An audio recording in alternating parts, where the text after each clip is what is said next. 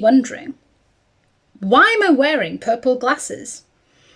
Well, I'm dyslexic, and purple helps me read. Now, dyslexia has been thought of many a time as a bad thing, and I won't lie to you, it certainly comes with its challenges, which is why being diagnosed early is essential in order to help us understand and interpret the world. Now, dyslexia at its core is a learning disorder. It's genetic and heritable. There are a lot of misunderstandings when it comes to this extremely complex disorder. Now, myth number 1. Reading and writing letters backwards is the main sign of dyslexia. For some people, this is true. However, this is a very common sign in young children that they are just simply learning to read and write.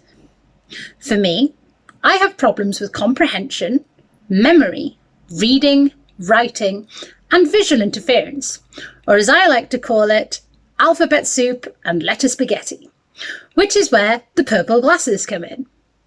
They help stop the words from moving and help me decipher what's happening. Myth number 2.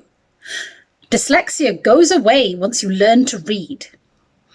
Now, there are no quick fixes for dyslexia, and it's a condition for life, which is why it's essential that early diagnosis is conducted.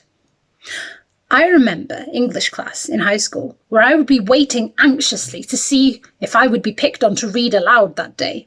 My heart would be racing, and as soon as I turned the page, the letters would be running and running with no stopping or stalling. The alphabet soup would be undecipherable and I wouldn't understand what was happening. And myth number 3. You just need to try harder to read and not be lazy. Now, laziness is a buzzword that's commonly used for people with dyslexia. It's been used against myself. Now, the sentiment is fine, but for some dyslexics, it doesn't matter how many times we read something, whether it's 5, 10, or 15 times. It may still make no sense. Now, I think of myself as proof that dyslexia is not limiting, nor is it synonymous with laziness.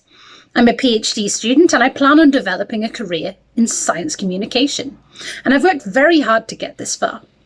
And at times like this, I'll think of people like Steve Jobs, Thomas Edison, and Albert Einstein, who I like to say succeeded, not despite, but because they had dyslexia.